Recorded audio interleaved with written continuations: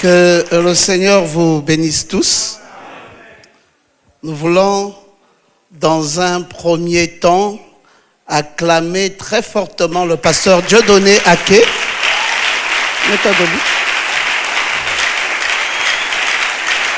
Et vous savez, j'ai un profond respect pour les chercheurs. Et je me suis rendu compte que ce monsieur, c'est un chercheur. Et il a fait beaucoup de travaux, de recherche par rapport à tout ce qu'il nous a exposé. Et très franchement, nous avons du respect pour ça. Et nous voulons rassurer. Oh, vous êtes distrait, monsieur. Nous voulons vous rassurer. Notre admiration pour vos travaux de recherche.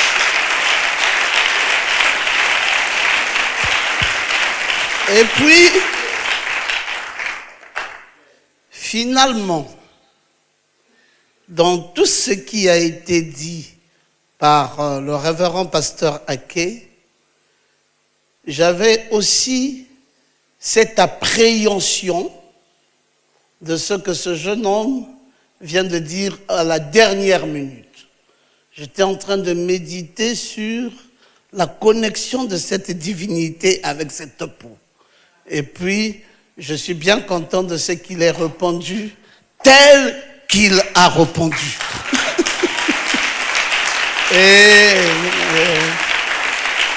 Franchement, c'est satisfaisant. On peut être content de ses réponses. Bon, il m'a été dit de prêcher pour clôturer et en même temps répondre à la question. Je crois que je vais répondre à la question en l'incluant dans ce que je vais développer. Est-ce que ça vous arrange comme ça? D'accord. Alors donc, je pensais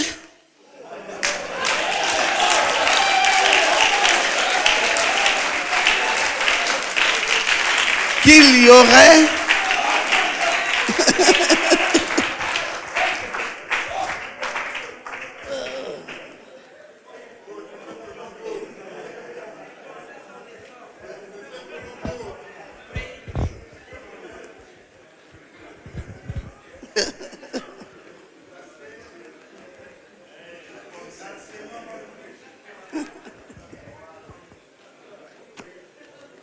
bon, mais on ne m'a pas sorti mon tableau, vous voyez qu'on est contre moi. On ne m'a même pas donné de bic, donc on va... Hein?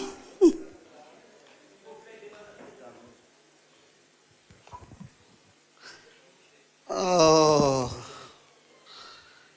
que des beaux moments avec le Seigneur. Nous partons d'ici avec de très très beaux souvenirs de tout ce que nous avons dû apprendre pendant cette période-ci où il nous a été développé des choses magnifiques.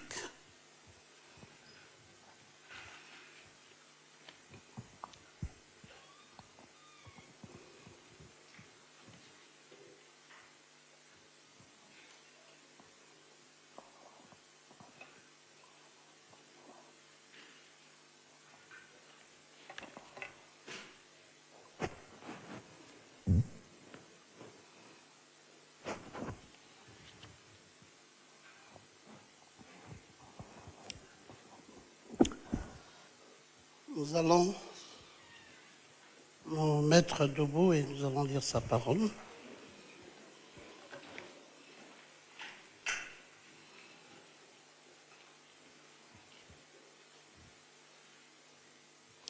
Nous allons lire dans Nombre chapitre 2.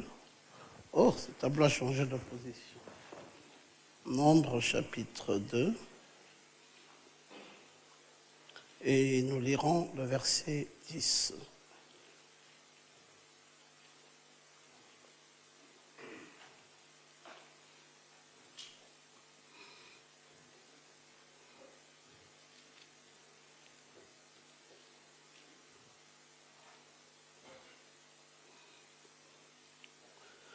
Au midi, le camp de Ruben, avec sa bannière et avec ses corps d'armée, là camperont le prince des fils de Ruben.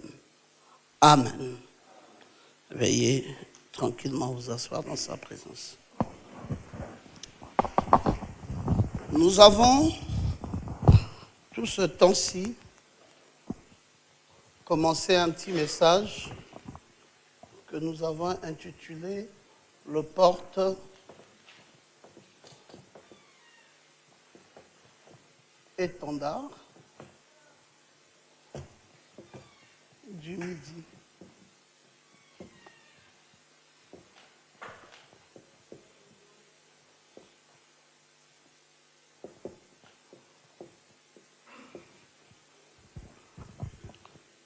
Le noir là n'est plus.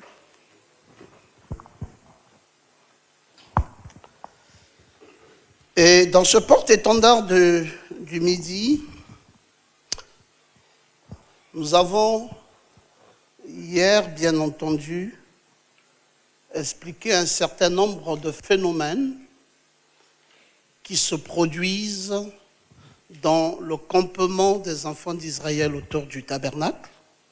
Et nous avons donné toute la spécification nécessaire quant à ce campement. Et nous vous avons clairement dit que nous étions intéressés par le thème de nos rencontres, parce que nous sommes bien entendu à la première édition.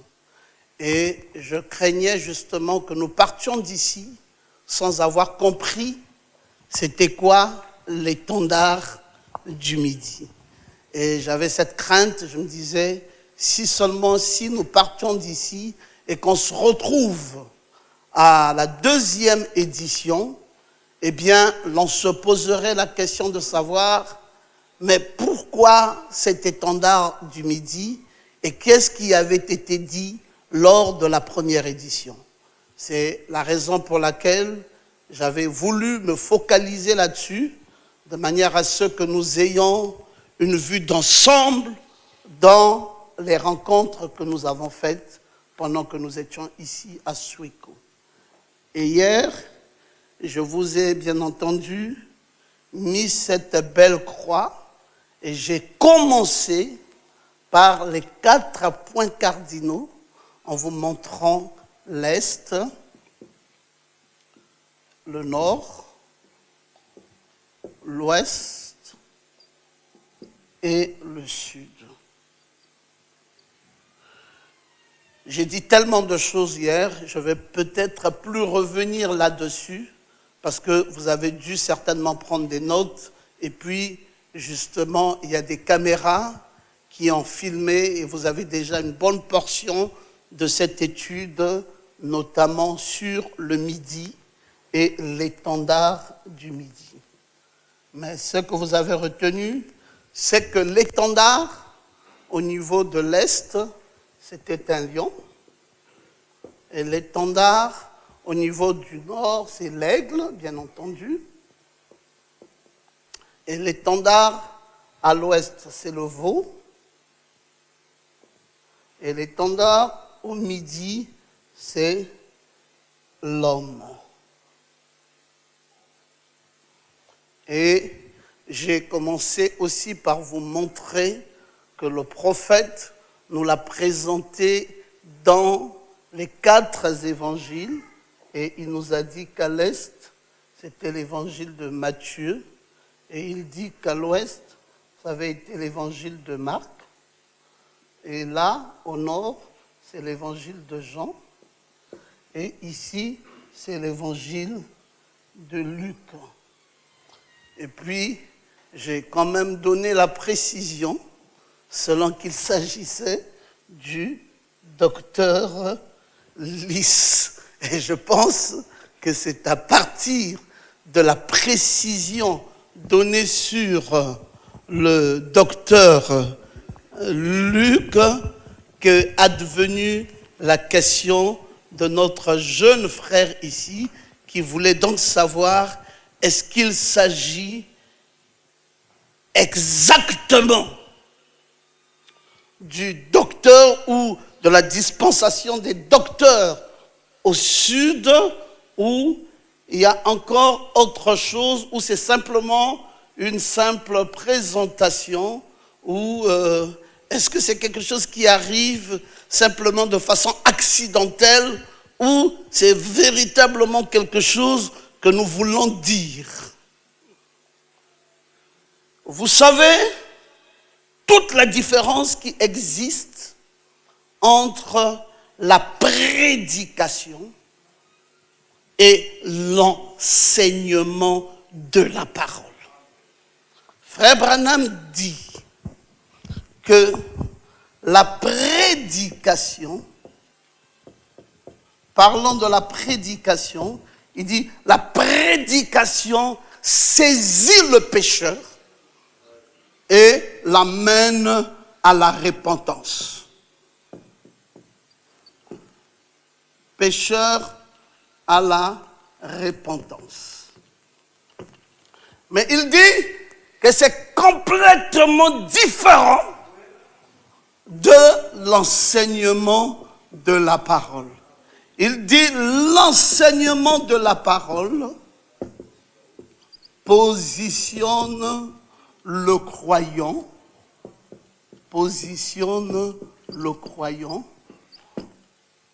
dans le corps. Est-ce que quelqu'un peut-il dire? Amen. Et donc, vous ne pourrez jamais confondre l'enseignement de la parole avec la prédication. Et c'est tout le problème que nous avons aujourd'hui. C'est quoi le problème? C'est que dans le quintuple ministère des Éphésiens 4:11, nous avons les uns qui sont faits comme apôtres, les autres qui sont faits comme évangélistes,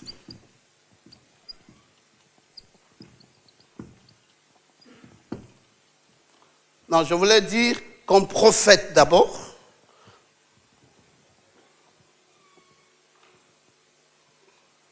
comme prophète,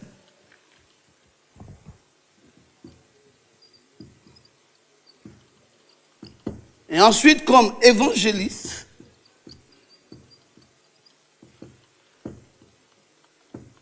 et après comme pasteur,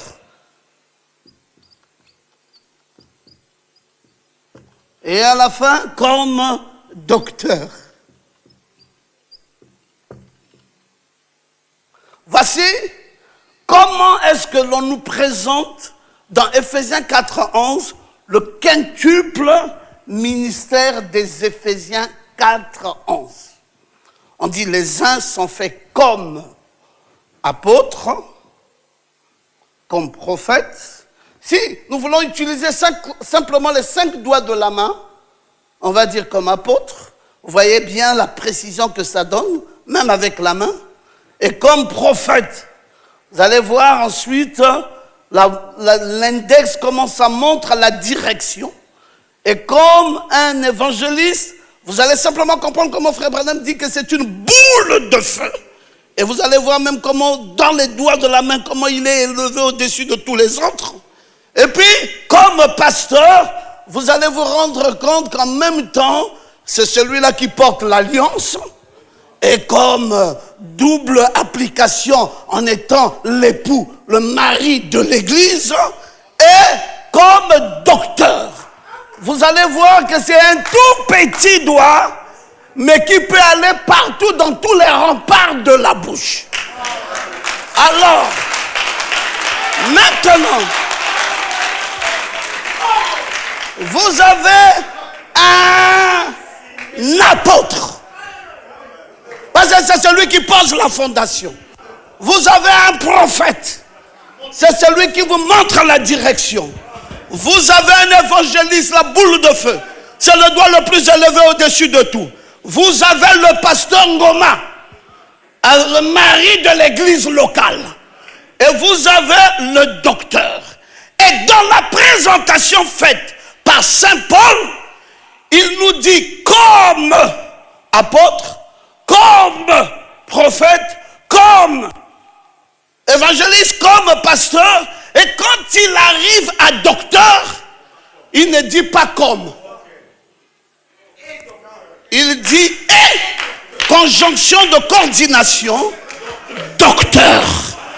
Bon, ça lui aurait coûté quoi de continuer à nous dire comme apôtre, comme prophète, comme évangéliste, comme pasteur et comme docteur. Pourquoi est-ce qu'à docteur, il n'ajoute plus comme, il met et docteur.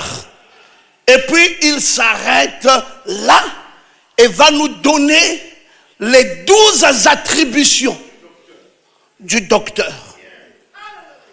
Vous allez voir que dans toutes les attributions qui va être données pour la perfection des saints, vous ne pouvez pas être parfait avec une prédication. Ici, ça vous prend. C'est le pécheur que ça prend et ça amène à la repentance. Ça vous prend du monde et ça vous amène à l'église. C'est tout. Maintenant, il y a un travail de perfection. Et Branham dit que cette perfection est venue dans les sceaux. Et donc, il y a un travail de la parole qui va être martelé sur vous de manière à ce que l'on vous amène à la perfection. Et vous serez parfait comment? Vous ne serez pas parfait par votre sanctification. C'est pas parce que tu ne coucheras plus les femmes, c'est pas parce que tu ne boiras plus l'alcool, ce n'est pas parce que ceci que tu deviendras parfait. Vous devenez parfait à cause de la parole parfaite. C'est-à-dire que c'est la parole, c'est elle qui est parfaite. Ce n'est pas toi qui es parfait. Le parfait ici se situe au niveau de la parole. Et on prend alors la parole parfaite, on l'installe en toi, on positionne la parole parfaite en toi, et étant positionné par la parole parfaite, tu deviens parfait comme la parole est parfaite. Le docteur fait ça. Le docteur va continuer. Vous ne serez plus flottant. Ce n'est pas la prédication. On peut te prêcher toute la vie, tu seras toujours flottant. Pour que tu sois plus flottant, il faut un enseignant de la parole qui doit venir dans ta vie. Non, je pensais qu'il y avait des gens ici capables de dire Amen.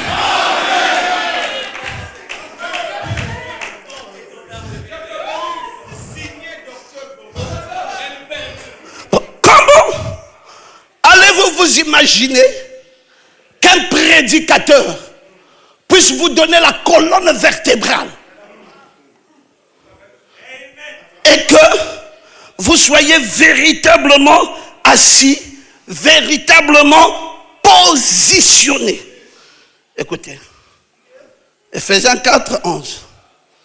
Dès qu'il a fini de le dire, il dit ici premièrement, pour le perfectionnement des saints, en vue de l'œuvre du ministère de l'édification. Donc, il y a toute une construction qui va se faire dans ta vie. De toutes les façons, j'ai déjà écrit un livre là-dessus qui a 450 pages, qu'on appelle le docteur finaliste et les 12 attributions du docteur. C'est même déjà aussi dans le net. Donc vous pouvez aller voir ça. Nous avons parlé de ces choses et nous les avons développées. On a suffisamment prouvé que les 12 attributions ici ne sont pas les attributions d'un prédicateur. Le perfectionnement, l'édification du corps de Christ. Est-ce qu'on peut continuer? Jusqu'à ce que nous soyons parvenus à l'unité de la foi. L'unité de la foi ici, c'est l'unité de la parole. Et après, que nous ne soyons plus, alléluia, que nous ayons la connaissance du Fils de Dieu et que nous soyons faits à l'état d'homme fait et à la mesure de la stature parfaite de Christ. Et que nous ne soyons plus emportés par tout vent de doctrine, par la tromperie des hommes, par leur ruse et dans les moyens de séduction. Donc vous allez voir que les gens qui n'ont pas la parole, aujourd'hui, les sept tonnerres ne sont pas révélés. Amen. Quelqu'un d'autre vient, les sept tonnerres sont révélés. Il dit, je ne comprends plus. Jésus n'est pas encore venu. Nous allons vous lire jusqu'en 1965 comment Jésus n'est pas venu. Il dit, mais c'est clair. Un autre vient. Il dit, hey. Mais Jésus est déjà venu. Mais regardez vous-même ici. Mais regardez ici. Amen. Le millénium a déjà eu lieu. Oh, comment ça? Le millénium a eu lieu. Beaucoup de gens sont repartis dans le monde, fatigués de notre message, ne comprenant pas toujours les choses telles qu'ils sont enseignées, parce que nous avons laissé des prédicateurs enseigner la parole.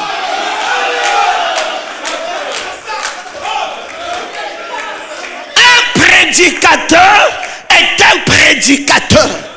Il n'est pas moins que quiconque. Il a de la valeur. C'est un évangéliste. Nous avons du respect pour son travail. C'est une boule de feu. C'est un gagneur d'âme. Il est respectueux. Mais seulement, ne donnez pas à un évangéliste d'aller enseigner la parole.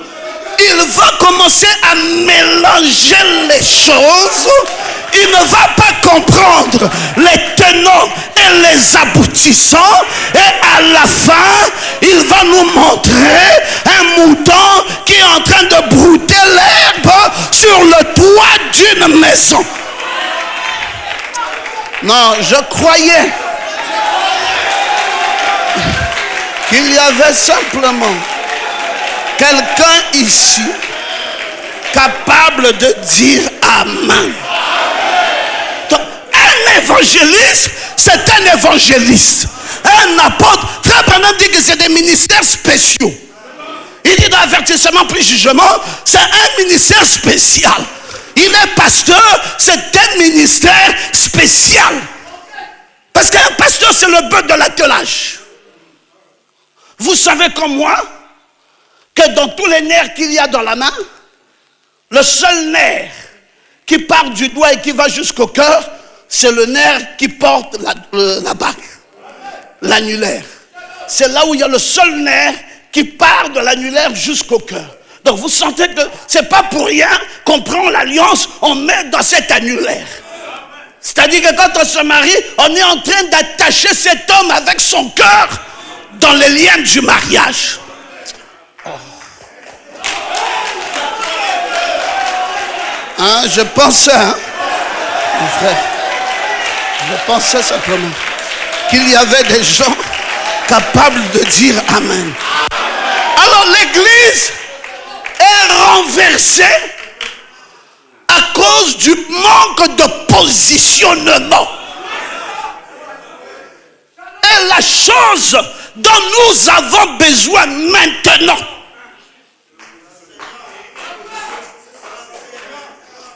oh, dites encore Amen. On a besoin de connaître notre position dans la parole. C'est ce qui nous différencie entre nous et les dénominations. C'est qu'ils ont l'évangile populaire, ils ont l'évangile social, mais nous avons un évangile qui pèse lourd. Quand nous on se tient et on parle, un dénominationnel disparaît. Parce qu'ils sentent que là c'est du lourd. Et ce n'est pas facile de résister devant le véritable enseignement de la parole de ce message. Alors je pensais.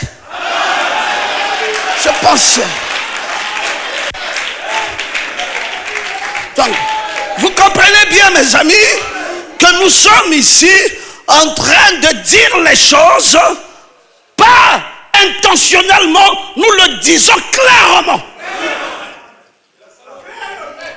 Je vous ai dit que nous sommes venus montrer nos couleurs. On n'est pas en train de blaguer. L'église a un besoin réel. Ces prédicateurs ont un besoin réel. La plupart de nos prédicateurs partent du banc pour devenir prédicateurs. Et frère, ça, c'est anti-scripturaire. Tu ne peux pas partir du banc. Tu es laïque aujourd'hui, demain tu es déjà pasteur. Qui est ton enseignant? Qui est ton docteur? Qui t'a positionné dans la parole? Qui t'a enseigné certaines choses? Mais mes frères, c'est un fardeau le ministère. C'est pas quelque chose de facile. C'est quelque chose à laquelle on a engagé une vie. Et quand nous nous retrouvons avec ces jeunes gens qui aspirent à prêcher, nous voulons leur donner les outils de travail. Alléluia. Aujourd'hui, c'est facile d'avoir ces outils-là. Mais hier, ce n'était pas facile. Nous avons écrit des brochures entières à la main. Tu écoutes la bande, tu écris, jusqu'à ce que la brochure finisse. Et oui, parce qu'il fallait avoir les outils de travail. Et si on te disait qu'il y a une brochure qui est apparue à Kinshasa, tu vas voyager de Libreville pour Kinshasa, juste parce que tu t'en vas à la recherche des brochures. Et il fallait les avoir pour connaître la pensée de Dieu pour aujourd'hui. Pour que tu ne te tiennes pas là en train de donner tes idées à toi. Parce que ce que nous voulons, ce ne sont pas les idées des hommes. Nous voulons écouter ce que William Branham a dit. Oh, je pensais qu'il y avait des gens. Donc, il faut que quelqu'un soit formé. Tu ne vas pas prendre un avion et tu vas embarquer des âmes, un pilote apprenti.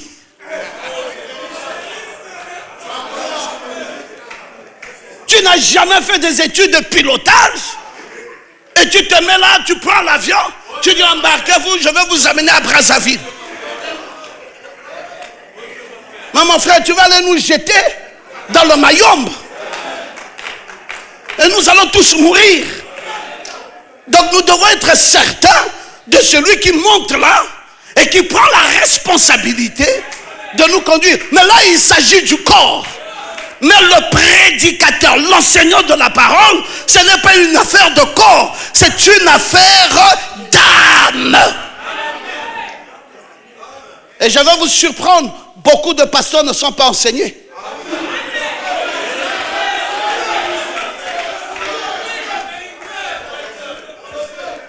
Il prêche, mais lui-même ne comprend pas.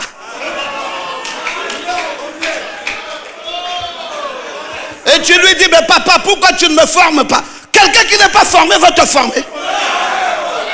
Lui-même n'est pas formé. Et puis il a des problèmes.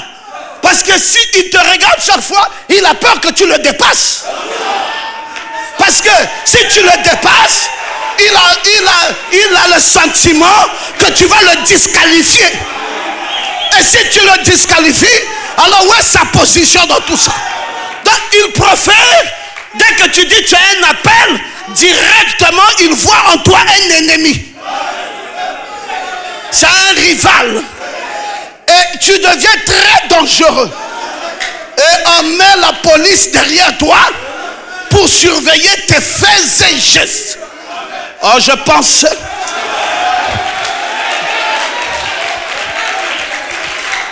Mes amis, quand tu connaîtras la parole véritablement, je te dis que le complexe va tomber.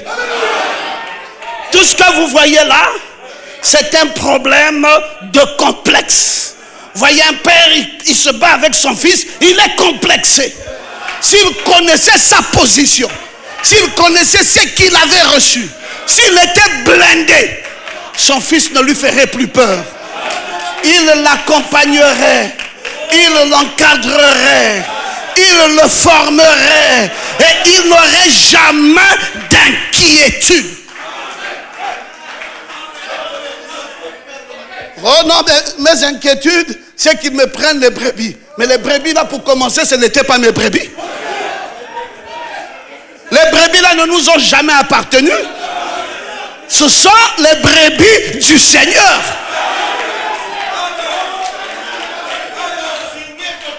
Mais peut-être que mes dîmes seront mises en ballottage. Nous ne prêchons pas pour les dîmes. Mes amis, nous devons travailler et gagner l'argent et soutenir l'église. L'église ici nous attend. L'église n'attend pas que les brebis. L'église nous attend, nous tous, pour que nous tous, nous puissions soutenir le travail. Donc, mes frères, la compétition doit avoir pris fin. Si on a compris comment nous devons exercer le ministère.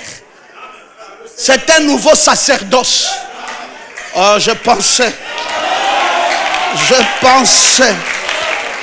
qu'il y avait des gens. Alors, il faut docteur Luc. Il doit faire son travail. Et les évangélistes doivent faire aussi leur travail. Et les apôtres aussi doivent faire leur travail. Je n'ai pas dit un est au-dessus de l'autre. Je n'ai pas dit un est plus fort que l'autre. Mais chacun dans sa position. Et ça aiderait l'église. Vous voulez un enseignement de quelque chose? Cherchez un enseignant. Dites mon frère, toi tu es un enseignant, viens. Nous ne comprenons pas un sujet ici, au sujet du mariage et du divorce et du remariage. Viens nous le développer. Et l'enseignant viendra, il va vous enseigner sur le mariage, divorce et remariage. Et il va vous montrer quand est-ce qu'il y a remariage et quels en sont les critères du remariage. Et l'église fonctionne.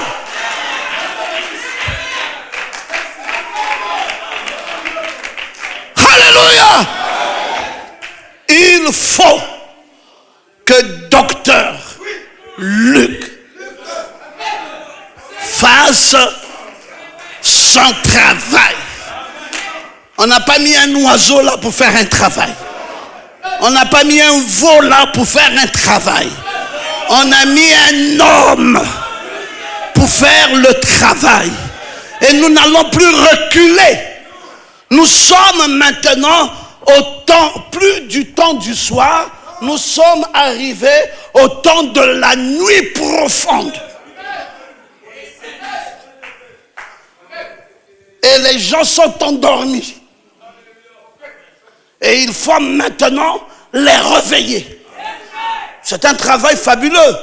Tout le travail qui a été fait. Il faut réveiller toutes ces semences et les amener vers le lever du soleil. Parce que c'est une nouvelle dispensation. Nous ne sommes plus dans les dispensations anciennes. Nous sommes arrivés dans une nouvelle dispensation.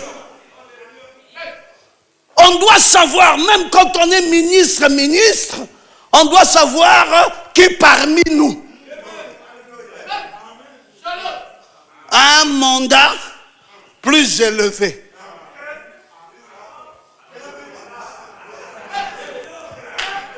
Il n'y a plus de honte. Le travail est devenu compliqué. Tu es Jean-Baptiste. Oui, la cognée est mise sur le pied de l'arbre. Va faire ton travail en forêt. On ne peut pas t'amener en ville. Si on t'amène en ville, tu vas faire banqueroute. Parce que travailler en ville nécessite aussi une certaine civilisation. Il y a une éducation qui va avec le milieu dans lequel tu te tiendras. Donc, tu as besoin d'être formé, même dans ton attitude, même dans ton comportement de pasteur, alors que tu travailles dans une grande métropole. Et maintenant, tu vas. L'autre, c'est un Élysée. Il est éduqué sur certaines choses. Mais ça n'exclut pas que Jean-Baptiste soit prophète et qu'Élisée soit prophète. Chacun connaissant son appel et chacun respectant la position dans laquelle Dieu l'aurait placé.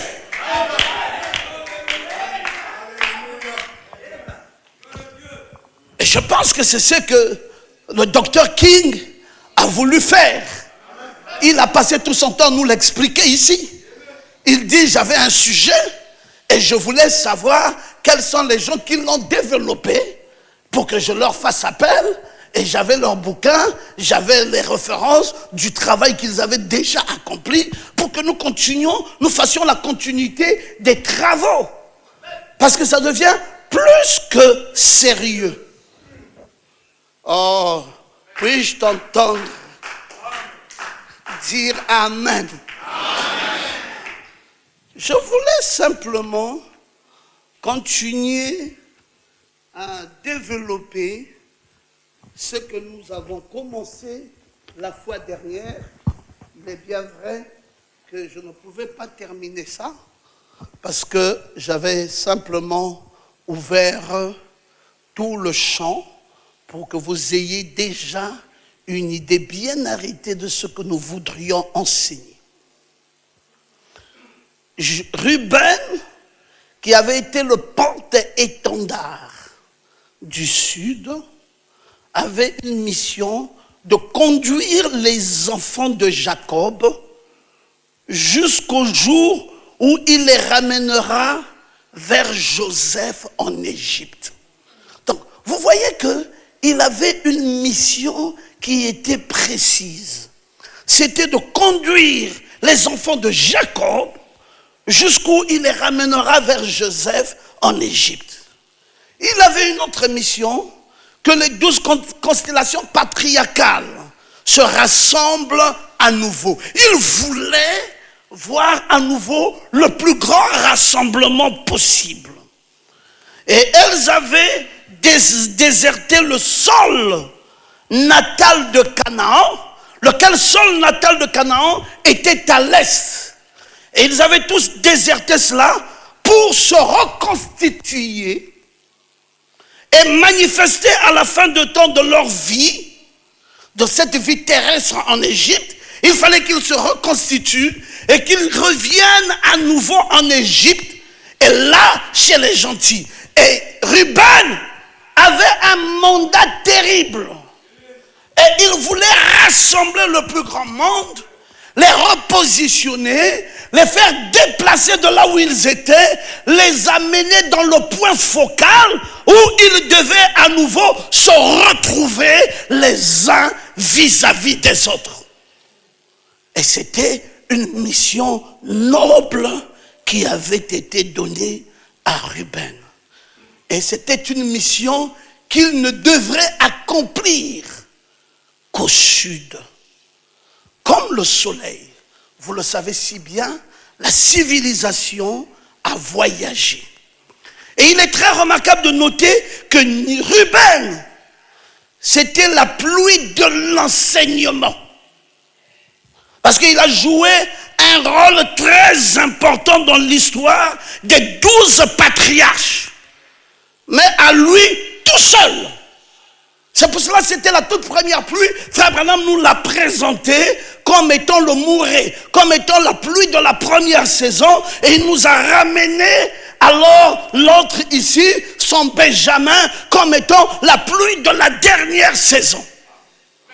Donc ce ne sont pas des faits de hasard que Ruben ici soit un porte-étendard au sud et que William Branham ait positionné l'évangile de Luc et qu'il nous ait dit que c'était le docteur Luc ici au sud. Vous n'allez pas dire que ce puzzle-là est un puzzle qui a raté son coup, ou que nous soyons tombés là comme par imagination et arrivés là dans un fait de hasard où la pluie du mouret, celui de l'enseignement, coïncide avec docteur Luc et en même temps nous ramène Ruben dans la citation comme étant celui-là qui avait été l'alpha et qui a accompli la pluie de la première saison. Donc Dieu, au travers de frère Branham, n'a pas bavardé. Mais il a parlé. Branham n'a pas bavardé. Alors, c'est grâce. Vous allez savoir qu'il a fallu qu'après, dans la suite de l'histoire, que Ruben joue un rôle très important dans l'histoire des 12 patriarches, mais il ne pouvait pas faire l'affaire. Il fallait Benjamin, qui était la pluie de l'arrière-saison, la pluie de la moisson, pour provoquer cette étincelle de la grande révélation. Et il a dit, d'accord, on va libérer tout le monde et Benjamin va être délivré. N'est-ce pas là, grâce au mandragore de Ruben, que Léa, sa mère, va retrouver les faveurs de son mari. Le mari ne voulait plus regarder. Le mari ne s'y intéressait même plus. Mais il a fallu les mandragores de Ruben pour que le mari ait maintenant une attention particulière sur Léa, sa femme. Il y a un rôle important que les sudistes vont jouer maintenant, qui va ramener l'amour parfait de Christ à l'endroit de son épouse. Oh, je pensais que quelqu'un pouvait dire Amen. Donc nous sommes en train de marcher sur les traces ensanglantées de la prophétie. Et nous sommes en plein dans les promesses, où l'épouse est en train d'atteindre la pleine admiration de son époux. Je vous ai dit que votre époux ici ne vous aime pas parce que vous avez une belle tête, mais l'époux vous aime à cause de la qualité de la révélation de la parole que vous avez reçue en vous. Et c'est cette qualité de la parole qui vous a distingué au milieu de la foule. Et il devrait donc amener quelque chose d'enivrant. Parce que ces mandragores, c'est pour créer de l'ivresse. Il fallait quelque chose d'enivrant. Quelque chose qui amènera la tourmente. Quelque chose qui amènera un voyage où tu iras dans d'autres types de dimensions. Alléluia. Et nous voici maintenant là. Et il doit enfanter Léa grâce aux faveurs que le mari lui accordera et l'amour que le mari lui donnera. Dans le travail de Ruben, va nous enfanter un fils que l'on appellera Issachar. Selon Genèse, au chapitre 30, partant du verset 14 à 18. Et c'est lui qui délivra Joseph quand les autres frères ont voulu le tuer. Donc, Ruben a fait un travail qui offrit 2 de ses fils comme gage dans le retour de Benjamin. Donc, vous voyez, même le retour de Benjamin est conditionné par le travail inlassable que doit jouer Ruben. Donc, il y a un travail magnifique qu'il doit faire ici, dans le dénouement final, qui doit amener le succès à nouveau de l'épouse grâce à son porte-étendard. Un ministère d'enseignement de la parole exigé. Dans cette période de temps, pour l'accomplissement d'un certain nombre de choses. Alors que le réveil de la reine de midi est en train de s'accomplir. Laquelle reine doit venir avec des grands biens. Je vous ai dit hier que cette reine ne se lève pas avec les mains vides. Elle doit se lever avec des grands biens. Et ne prenez pas ça à la légère. C'est pour cela, l'église, les pasteurs doivent amener ces enfants-ci à réaliser qu'ils peuvent tout avoir s'ils le croient. Et que votre Dieu est capable de tout vous donner. Mais ça ne dépendra que du type de nourriture que vous mangerez. Parce que vous ne deviendrez que ce que vous aurez mangé. Alors je pensais qu'il y avait des gens ici. Donc, ce n'est pas la peine de laisser l'église dans la misère et laisser les païens se moquer de ce message. Quand vous croyez à ce message, les trésors du ciel vous sont automatiquement donnés. Quand vous croyez dans ce message, vous avez brisé la pauvreté dans votre vie. Et la grâce étonnante de Dieu viendra automatiquement dans votre vie. Et les gloires de Dieu se feront nécessairement voir dans vos vies. Vous parlez d'un réveil de l'Afrique. Si l'Afrique n'est pas impressionnante, si cette Afrique est simplement en train de tendre la main, vous pensez que cette Afrique sera mise en considération? Elle dit non, c'est moi, je suis l'Afrique, c'est maintenant mon temps de réveil, je vais me lever, et puis bon, écoutez, respectez-nous, hein. C'est nous qui avons des richesses ici. Branham a dit, votre problème, c'est qu'il faut commencer par changer la mentalité. On doit changer le mining, on doit changer ta façon de penser, ta façon de réfléchir. Alors je pensais que quelqu'un pouvait dire amen. Et quand tu auras changé cette manière, tu vas te lever. Tu ne resteras pas toujours là en train d'assister. C'est ton temps à toi. Tu dois te mettre debout parce que c'est ta saison. Et te levant, tu vas te lever avec des très grands biens. Mais là où tu vas aller, tu vas aussi à la rencontre des grands biens. Donc, c'est une profondeur qui va appeler une autre profondeur. C'est une richesse qui va attirer une autre richesse. C'est pour cela que vous voyez que quand cette reine du Midi arrive chez Salomon, elle doit remarquer 8 choses. Elle remarque sa maison. Elle dit, ça, je commence à voir que les histoires qu'on m'a racontées là, ça marche. Elle dit non, je dois encore observer autre chose. Elle va même jusqu'à regarder ses serviteurs. Elle va même jusqu'à regarder les maîtres de sa table. Oh, je posais.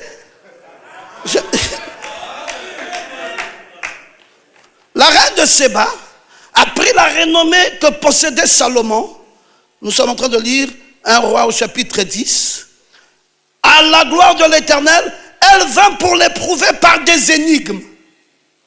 Elle arriva à Jérusalem avec une suite fort nombreuse. Elle n'est pas une petite dame. Elle vient avec une escorte. Elle dit, vous n'allez pas être scandalisés. Je ne suis plus celle que vous aviez pensé que j'étais. Je viens dans une position de reine. Or, quelqu'un peut-il dire amen? Et avec des chameaux portant des aromates. Elle avait avec elle de l'or, Elle avait de très grands biens et en très grande quantité et des pierres précieuses. Elle se rendit auprès de Salomon et elle lui dit tout ce qu'elle avait dans le cœur. Salomon répondit à toutes ces questions. Il n'y avait eu rien que le roi ne sut lui expliquer. La reine de Séba vit la sagesse de Salomon. On peut dire ça suffit. La parole était déjà là. Est-ce qu'elle ne pouvait pas être satisfaite avec ça? On dit non. Elle vit aussi la maison qu'il avait bâtie. Mais pourquoi un tel détail? En quoi est-ce que c'est important? Nous ici, nous sommes en train de chercher que la reine remarque simplement la parole. Mais la reine remarque et la parole et la maison qu'il avait bâtie. Bon, ça va? On est satisfait? Tu as regardé la maison, reine? Tu peux repartir. La reine dit non. J'ai encore des choses que je dois observer. Est-ce qu'il y a-t-il quelqu'un ici? Elle vit les mets de sa table. Est-ce que ce n'est pas suffisant? Elle vit la demeure de ses serviteurs. Elle est en train d'inspecter. Parce que cette reine du Midi, qui doit accomplir le réveil dans ce temps de la fin, est très pointilleuse. Elle veut remarquer un Dieu au complet. Elle ne veut pas remarquer un Dieu et en plus de cela, il y a d'autres petits manquements. Donc quand elle a remarqué la sagesse et qu'elle a dit Amen, on ne dit pas à la reine du Midi que c'est fini. La reine du Midi n'est pas satisfaite parce qu'elle sait que dans son réveil, il y a des choses qui doivent accompagner ça. Oh, je pensais. Vous savez, ça peut te choquer quand tu penses que ces choses-là ne sont pas encore là. Tu dois d'abord commencer à les croire. Et quand tu commences à les croire, et tu dois les confesser. Et quand tu commences à les croire et à les confesser, ces choses-là vont venir d'elles-mêmes dans ta vie. Vous ne recevrez jamais ce que vous n'avez pas épousé dans votre cœur. Puis-je vous entendre dire Amen? Il y a des gens qui parfois sont choqués pour dire oh, ça c'est leur affaire. Est-ce que pour faire un séminaire, on a besoin d'aller au Consueco, on cherche la climatisation? C'est pas ça la parole. Ah, papa, c'est tout ça.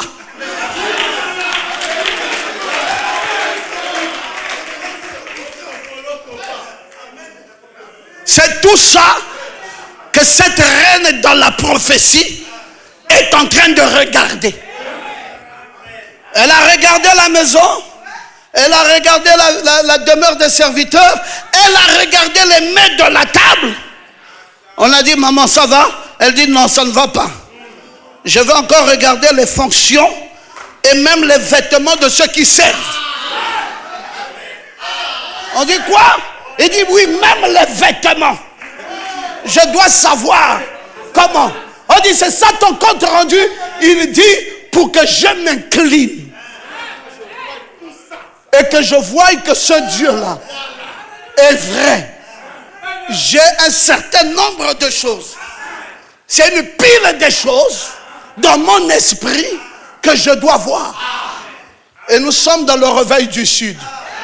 Nous n'avons pas le droit d'occulter ce réveil. Nous n'avons pas le droit de le déformer. Nous n'avons pas le droit d'amener ce message comme il était au commencement à Kouka Bateke. Les dispensations ont changé.